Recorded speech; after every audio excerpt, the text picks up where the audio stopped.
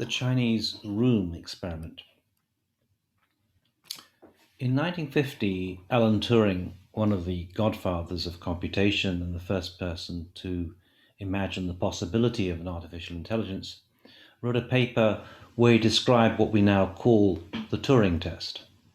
Initially called the imitation game and named after a very popular English parlor game where people would take on the personalities of other people, he imagined it as a way of trying to test whether or not a computer might be seen to be intelligent.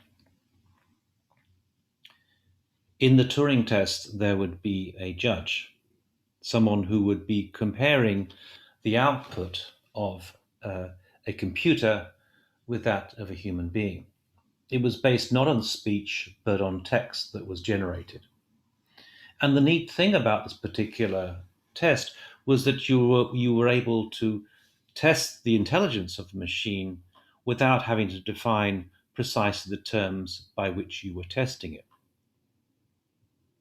The limitations, in many ways, of the Turing test was that it was only testing the appearance of understanding something.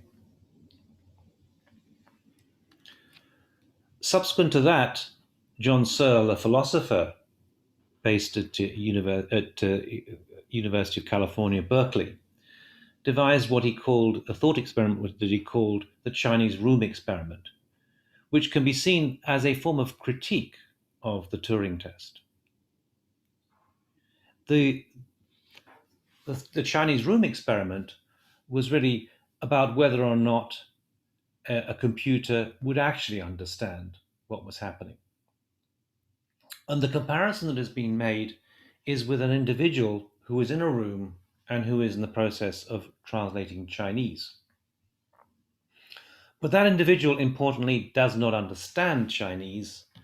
He or she is simply performing a series of tasks, following a rule book, and generating text that to someone on the outside, to a Chinese speaker on the outside, looks like genuine Chinese. Whoever or whatever is in that room is an intelligent Chinese speaker.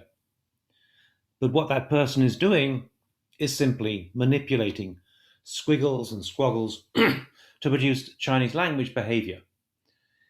He doesn't understand Chinese. The rule book is in English.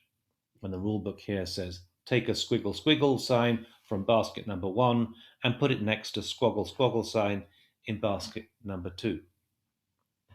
In other words, that individual is merely dealing with syntax and not with semantics, looking at symbols and not considering the meaning behind the symbols. The comparison that is being made is that indeed that individual is operating like a computer does. A computer can translate, as we know, but the computer itself doesn't understand what it is translating. It doesn't understand the meaning of the language that is being put forward.